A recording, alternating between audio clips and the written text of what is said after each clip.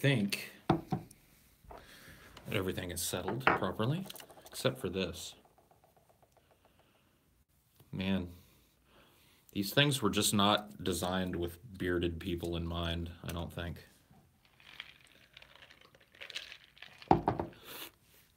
Beardies cannot wear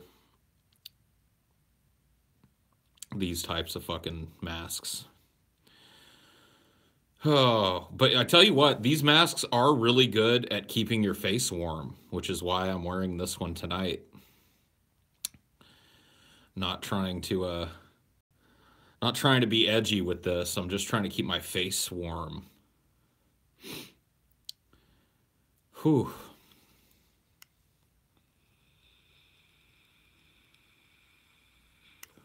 The Plumbo Pounder.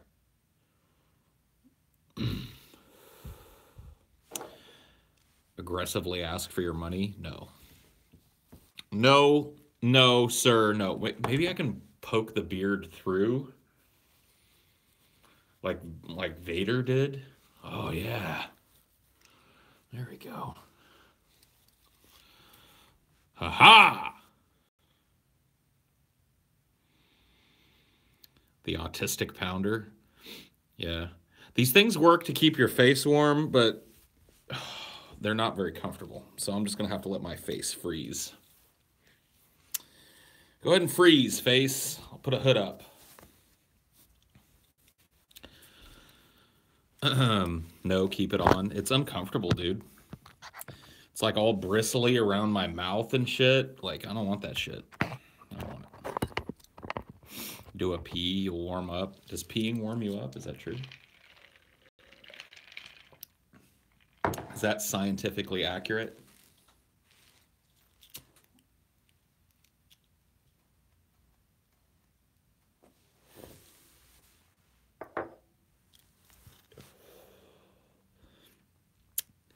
For 5 seconds? Cool. So like when you're peeing, you'll warm up for 5 seconds and then your body's like, oh shit. Have you ever fucked a midget? No. Never have. The mask was pointless then. I put it on because it was nice and warm, but the more I wore it out here, the worse it got. And so I just gave up on it. I was like, okay, I can't hang with this shit. Can't afford heat anymore? No, it's just where I shoot this is not a heated room. Tough times, tough times. Why DFF is only once a week? Question, question, question. It's twice a week. Mondays and Fridays. Last time I checked, those both happened within a standard calendar week. And ergo, there's 2 episodes a week of Deep Fat Fried. 89 degrees in Arizona. That sucks. I'd rather it be cold. Hello, hello. That's bull. Did you hear about Hawaii? Yeah, it's pretty crazy. Like fake, we talked about it a little bit last night. It's like fake nuclear launch warnings like went out to everybody on the island of Hawaii.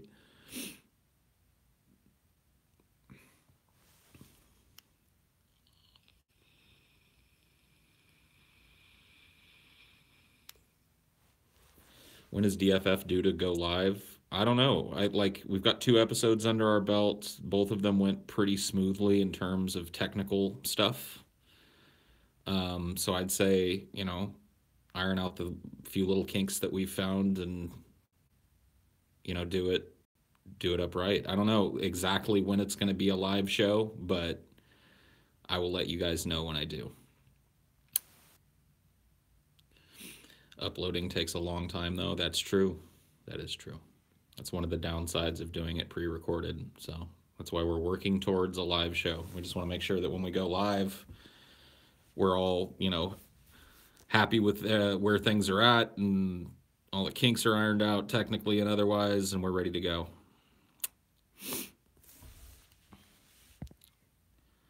What's your favorite vape flavor? Dude, Bubblicious Grape. DFF doesn't seem like it lends itself to being a live show. There's definitely not going to be a whole emphasis on audience interaction and stuff. But a lot of people like that ability to show up and watch it like a show live. Certainly, if it is live, there'll be some element of that woven in. But yeah, I mean, it's definitely not a show where we're going to be ping ponging off of the audience altogether too often. I don't think. I watched the last DFF and I like it. Who or what is the next DFF going to be about? I can't say. That's part of the magic of Deep Fat Fried is that you never know what you're going to get. When the episode goes live, you learn for the first time what's getting Deep Fat Fried. So we're playing our cards close to our chests. I'll bring tremendous fire and fury, tremendous fire and tremendous fury. Do the next DFF about TJ's microcock. Okay. I'll add that to the list of topics and we'll mix it in there.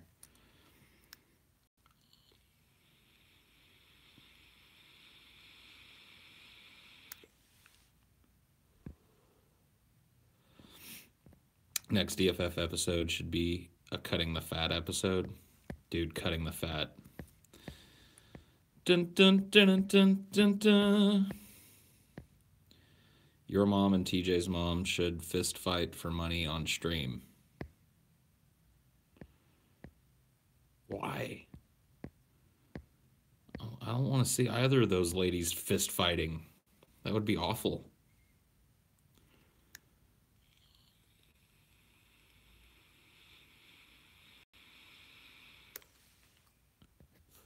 Paul, why is Brett Kine such a piece of garbage? Who's Brett Kine? Sounds like a kraut motherfucker. Brett Kine! Best fast food ever, Paul? I mean, the answer to that probably changes, but like one item, like one piece of fast food, what's the best ever? I don't know, man. That's tough. I'm almost tempted to say, a double-double from In-N-Out. Double-double is like, it may not be the biggest burger on the market, but goddamn, man, that is a perfectly crafted hamburger experience with the cheese oozing, big old piece of onion, big old piece of tomato. The double-double, dude. That's the real deal. Will there be a Star Trek related episode of DFF? Stay tuned to find out. I think there's a good chance, yes. In-N-Out for the California kids, my dude. That's true, my dude. That's true, my guy. Has anyone ever succeeded at getting a shake from McDonald's? I've had McDonald's shakes before. I've succeeded. It's very rare to find a day where the shake machine is working at a McDonald's. Thanks for working so hard, Paul. Thank you, Oliver Closeoff. I'm into trading cards, and the next time I'm at an event and see a Clark rookie, I'll send one your way. There's a funny story about that shit. So I had Will Clark's rookie card. Will Clark was a baseball player for the San Francisco Giants back in the 80s and early 90s. And he played shortstop, I believe. Or was he a first baseman? I can't remember.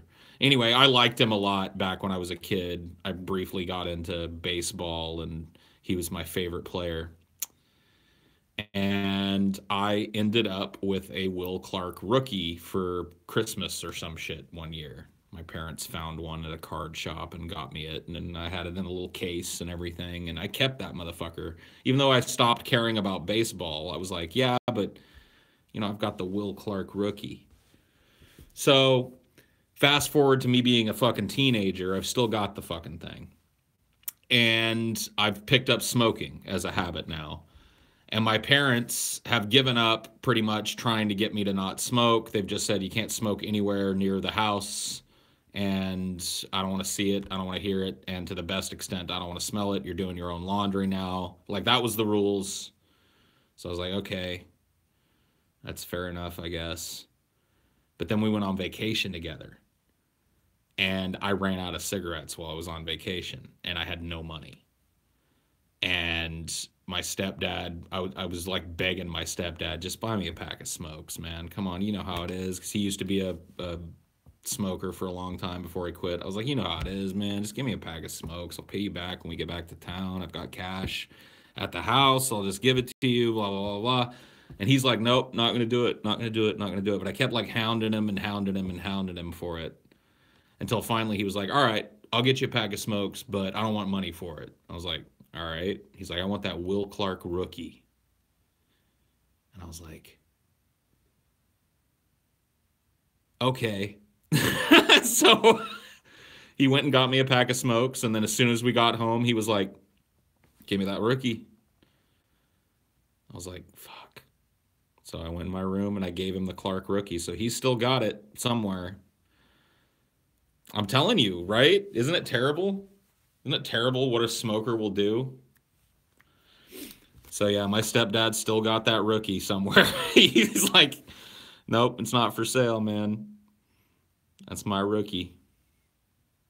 So he made me pay for that fucking pack of smokes, that's for sure. Taught me a lesson, indeed. Taught me a couple of different lessons.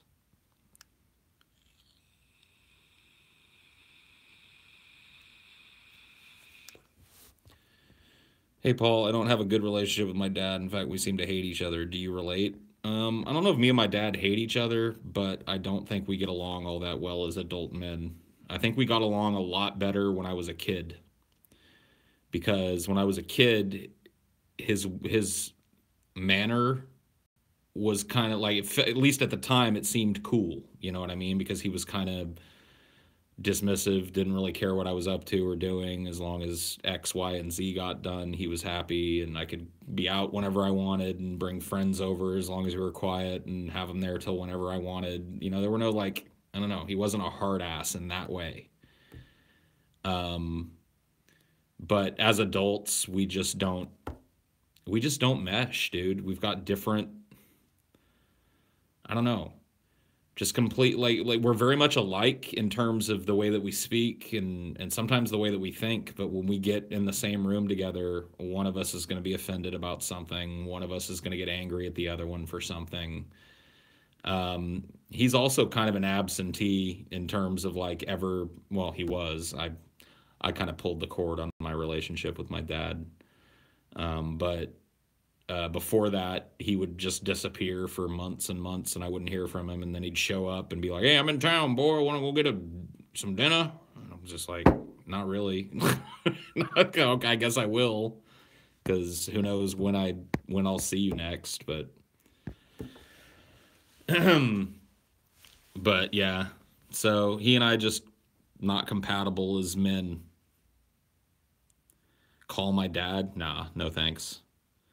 I'll pass.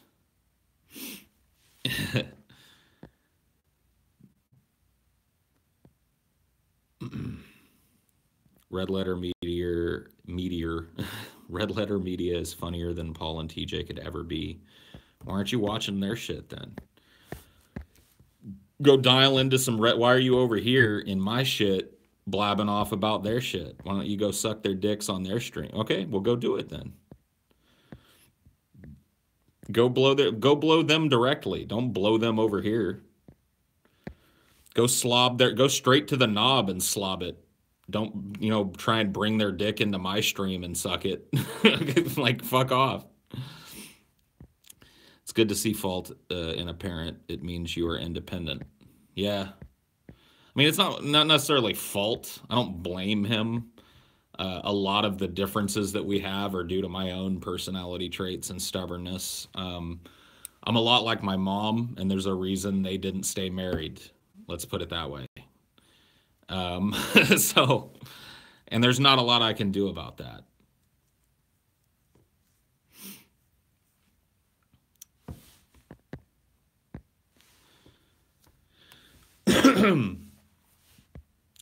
What's your opinion of Mastodon's Emperor of Sand? It's not my favorite album of theirs, but it's pretty good. They played a lot of cuts from it when I got to see them live in Seattle. So, I don't know. I'm pretty into it.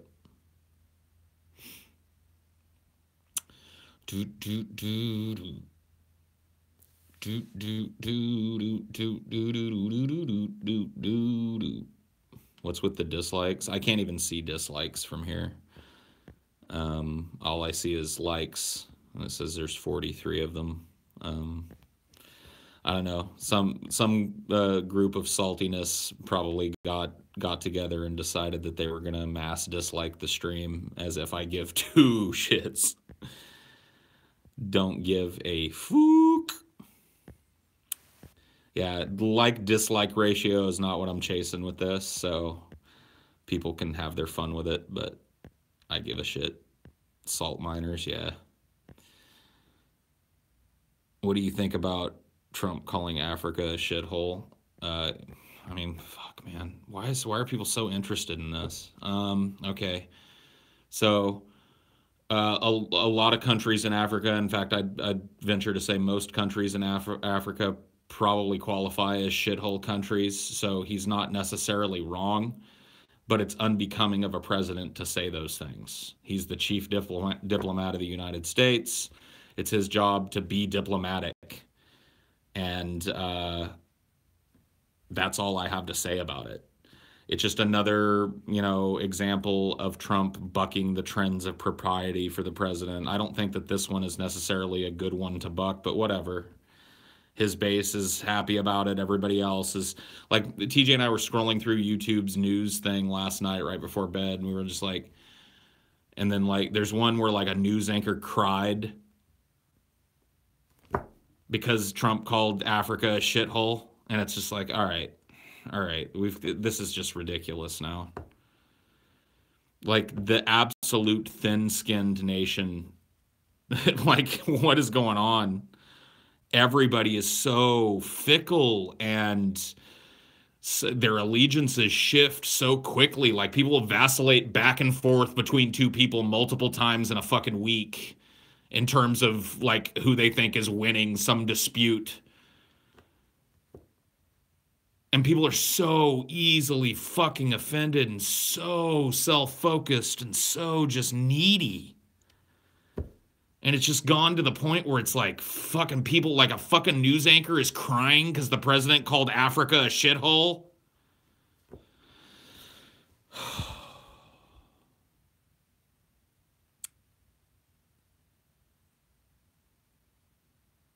Anderson Cooper.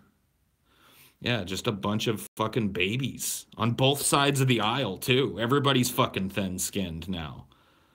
All the fucking people on the right pointing their fingers at the super liberal left, going, look how fucking thin-skinned pussies. Look at these thin-skinned pussies over here. But you're just as easily triggered. All it takes is a fucking offhanded comment to send them into a fucking tism rage, and it's just like, well, like, what are you even doing? I blame the boomer generation. I mean, I'm not even a boomer. You got to point your finger somewhere else. I'm not a baby boomer. My parents were baby boomers. Point your finger at them. What's the most recent movie that literally made your jaw drop? I think the last time a movie really wowed me to that point was Blade Runner 2049. Saw it in IMAX. It was just stunning to look at. So I didn't mean I was pointing at you. Oh, okay. I don't know. When somebody says point. Africa isn't a shithole. It's the home of many old civilizations. They don't live up to our standards, no doubt. Still an ignorant statement. Whatever. I mean, look, the term is an insensitive term. It's certainly a term that no diplomat who speaks for an entire nation should be using, but I'm not going to feel guilty. I know what's meant by shithole country. You know, high disease rates, extreme fucking poverty, terrible infrastructure, you know, that sort of thing. So shithole is not what I take issue with. It's the fact that he's using that to describe countries as the chief diplomat of the United States. That's the problem. And beyond that, who cares? Haiti is not Africa, but Haiti is still fucking shitty. Prove me wrong. Do me a favor, dude. Get a fucking plane ticket to Haiti. Take your phone with you and just don't go to a fucking tourist area. Don't go to a resort. Just go to some fucking, just pick a map of Haiti out and point to, you know, wherever your finger lands. If it's not a resort, go there and vlog your fucking experience. Show me what a fucking fantabulous time you've got and you're having over in Haiti. I punched Dorn in a hopeless place. Okay, I don't know what you're keenifying there. A few weeks ago, everyone was calling Alabama a shithole. Nobody cried. Yeah, I mean, like, that's so true. We talk about how they're shithole states all the time. I think, you know, once again, this is just amplified by the fact that Trump's got the biggest bully pulpit in the world. He's got the easiest access to directly say things to as many people as possible in the world. And when he goes and calls a bunch of countries, a lot of whom are probably our allies, shitholes, you know.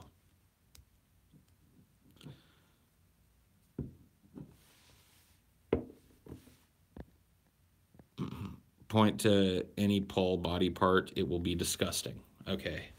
Let's see. What about my eye? Is that disgusting? Is my eye disgusting? Let me know. Definitely gotta let me know. Yeah, I figured. Lazy eye? It is?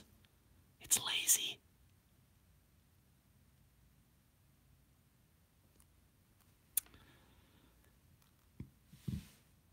Paul, it's my birthday, man. Well, happy birthday, Harvey Weinstein. Sorry shit's been so bad for you. Sorry you got caught raping all those people, bro. Your eye looks fine. Oh, get out of here. Quit trolling. Clearly it's disgusting. Didn't you see everybody immediately react with revulsion? You can smell my BO. Dude, I smell fucking great. Dude, I smell really good. I took a nice long shower earlier, scrubbed up, deodorant, a little bit of cologne. I smell like a fresh load of laundry. Would you blow Harvey Weinstein to get an end to the film industry? Fuck yes. I mean, who wouldn't? Who wouldn't? I mean, this could be my big break, okay? And it's like one dick, whatever. I've sucked a dick. This could be my break. Go Vikings. Are they beating the Saints?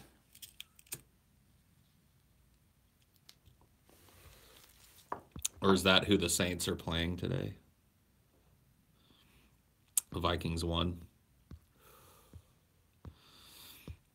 Yeah, from TJ was looking up the score periodically while I was working on a video earlier, and it looked pretty bad. They were down by 10 at the end of the first. It sounded like down by like, I don't know, 17 or something at the half. So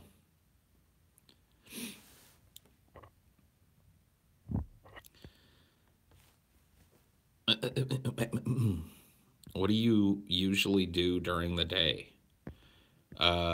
Writing, editing, Mondays and Fridays, performing, and the in-between time working on Cinema for Cynics. So that's a lot of my work day. and then hang out a little bit with Ashley, hopefully at the end of the night, play with Dynor, do a Highdeology, lather, rinse. Do you have a scheduled work time every day? Not necessarily. It's kind of a self-imposed schedule. TJ and I kind of do what needs to be done, uh, depending on how much sleep we got the night before. But it's settled into a pretty predictable rhythm that mimics a schedule. So, are you going to vote up for up and coming God Emperor Oprah in 2020? Oprah, yeah, if she runs, dude, I gotta vote for Oprah. I gotta vote for Oprah.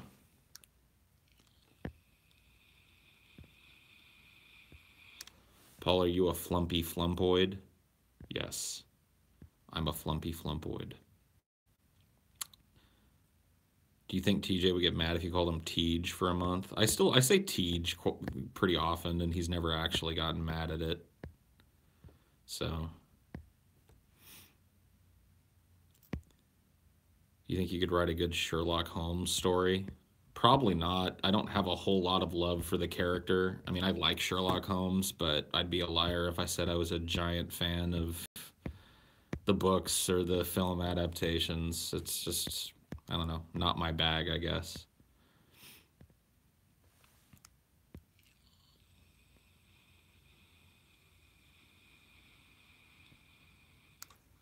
I can't believe both Kim Jong and Harvey Weinstein are both in this chat. Yeah, dude.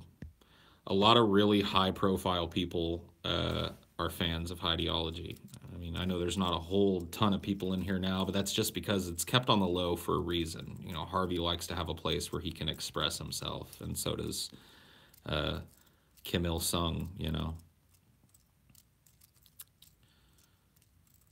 Or Kim Jong-un, or whoever it is that's in. Yeah, there he is, Kim Jong-un.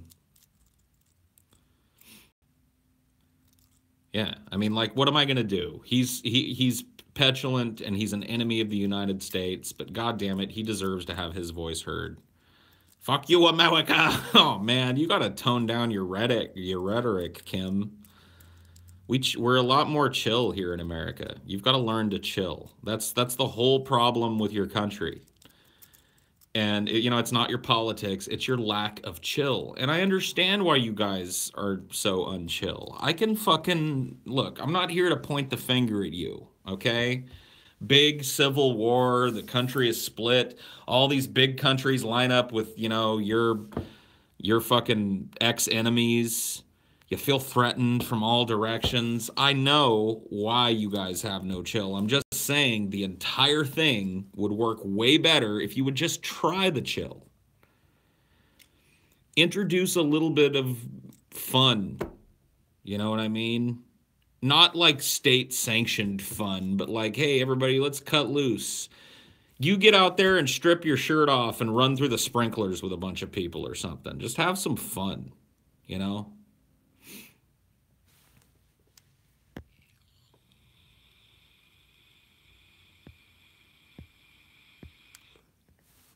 You look 45. Cool. I'm doing all right then. I thought I'd look way older than that by 38, so if I'm only looking 45, I've got a fighting chance. Fun is capitalist imperialist concept. Well, maybe it is, but give it a try is what I'm saying. You never know till you try. With determinism in mind, do you think Kim Jong-un should be given the death penalty when he's finally captured? He won't be captured. So that's kind of silly to speculate on, but I'm not really a proponent of the death penalty at all. It should be tried, you know, at The Hague and fucking sentenced to a prison sentence, probably for life. Just lock his ass up. North Korea will win. There's not a fight yet, man. That's what I'm trying to tell you, is if you try the chill, maybe you won't have to fight. Because I hate to tell you, North Korea, like, and I'm not saying you're not going to take a, you know, you're not going to put up a fair fight, but if you start shit, it's going to be a real nasty time. So, like, we don't even want it to come to that. We'd like you to just chill. Can you chill? Stop with the death to America stuff. Start with the let's focus on, you know, art. Let's have art week in the DPRK. You know? Everybody draw a picture and let's fucking have an art festival. Let's chill. Try it, man. My mom and well, I'm not gonna read your weird fucking fap fetish shit. Paul, I'm gonna learn my virginity. I'm gonna lose my virginity soon. Okay. Any advice? You're gonna lose your virginity soon. Are you sure that's locked in? First of all, because like a lot of times you don't really plan on doing that. It just kind of happens. So, but if you've got it all lined out, just I think the best advice that I could give you would be to just treat the first time as a total throwaway. Don't even worry about it. Like just because it's always bad. No, there's no, you know, it just doesn't work that way. So just get in there and get it over with. Get one under your belt, and then focus on improving your game.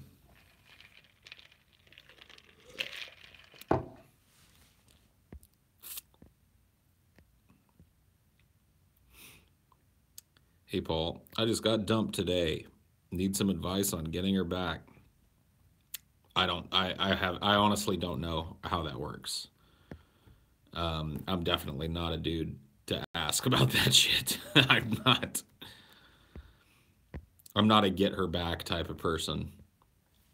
When a relationship is over, and it's a lesson I learned the hard way, but it's not a lesson I need to learn again.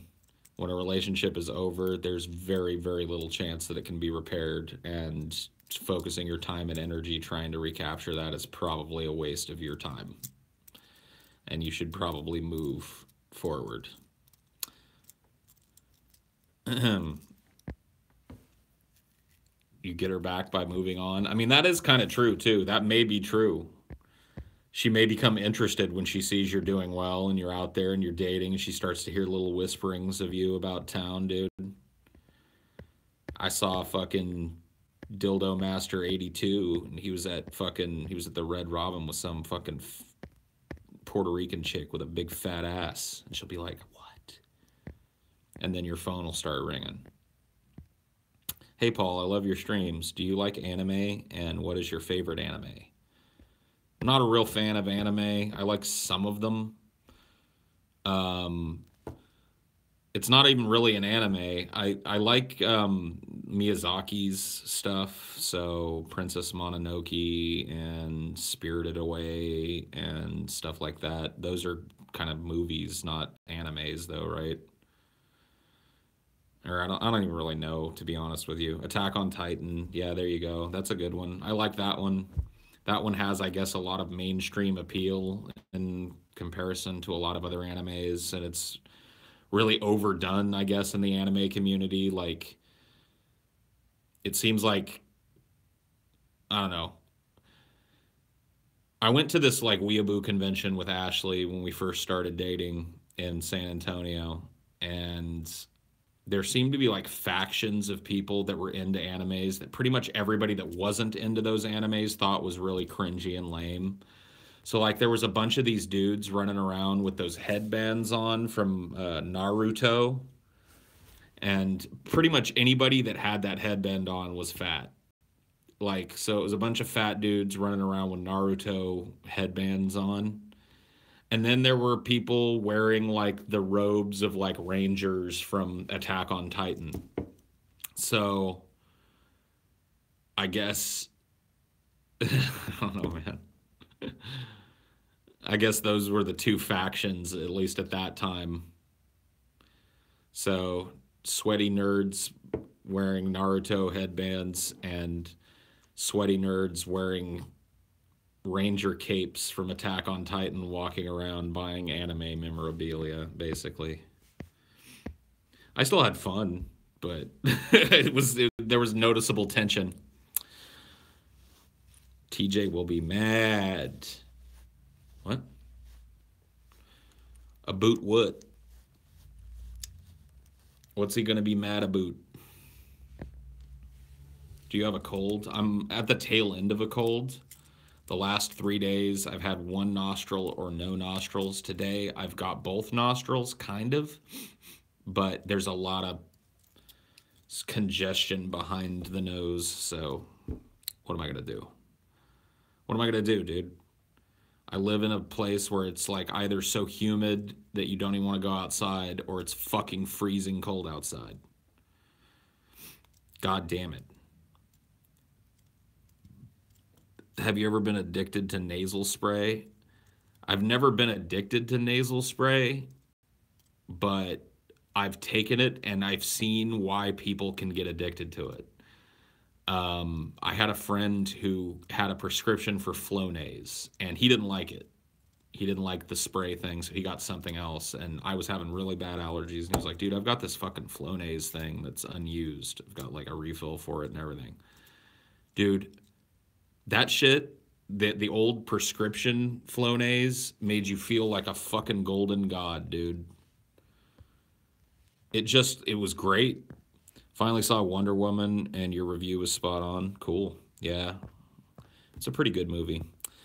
What was the worst drug experience? It can be pharmaceutical or recreational. It would definitely have to be a pharmaceutical drug experience than my time getting off of Effexor XR. I went through a period in time where I was trying to get different kinds of medications and find a medicine, cocktail that would help with my depression and anxiety. And I was given Effexor as a drug, and I guess it started off at a pretty high dose, and it just kept going up. Every time I went to see this guy, I was like, I don't really like some of the side effects I'm starting to get, and I don't really feel all that much better. And he's like, all right, well, it takes time. What I'm going to do is I'm going to up your dose a little bit, all right? We've got to find that balance. We've got to find that balance. So I was on Effexor for a long time. And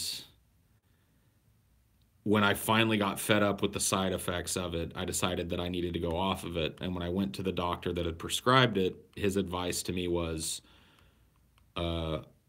well, I don't advise you get off of it at all, but if you do get off of it, taper down. Don't just quit it cold turkey. And I was like, all right, whatever. And he was like, and if you're not going to take my medical advice, then I'm going to advise that you find another doctor as well. So I was like, okay, all right, fair enough. So I'm getting off of this crazy drug that's making me like, here are the worst side effects. Number one, inorgasmia. You can go look it up. Inorgasmia. You don't have trouble getting your dick hard. You can get all fucking hot and bothered, but try as you might, no matter what happens, you cannot bust a nut. It just never gets there.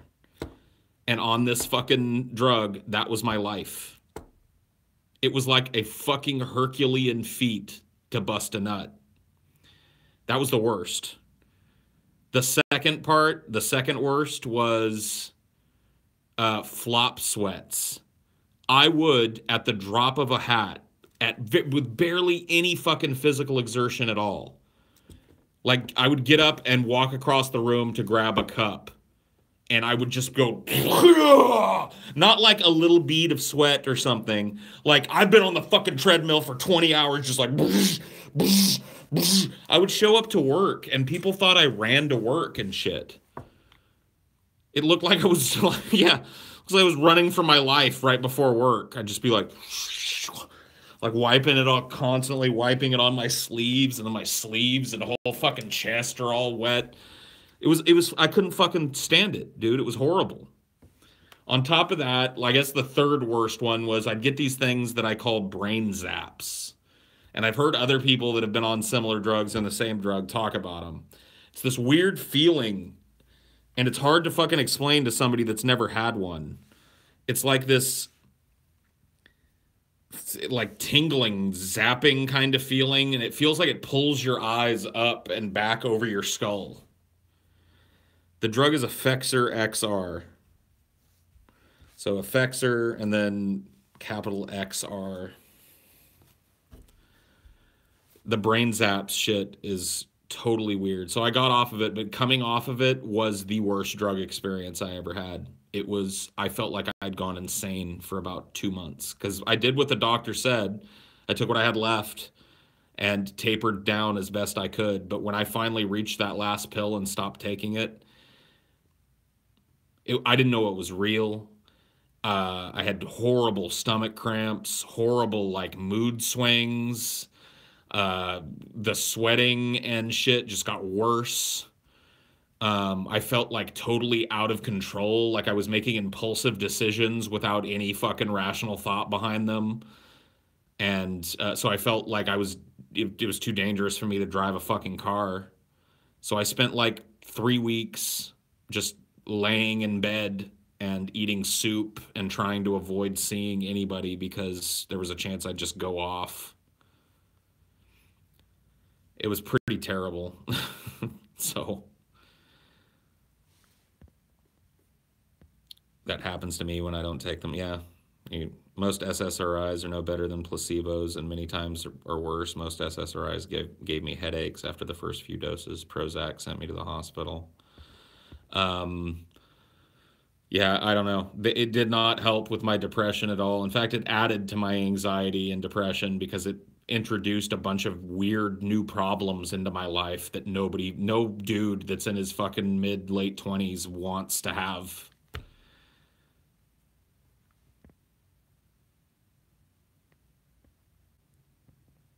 Yeah, dude. My gosh, you're like the Steve Buscemi, how do you do fellow kids meme. Wow.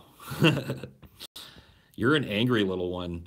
Aren't you the one earlier that was talking about how Red Letter Media was great? Like, what are you doing over here still swinging from my scrotum, dude? Don't you have some Red Letter Media dick to be polishing on, dude?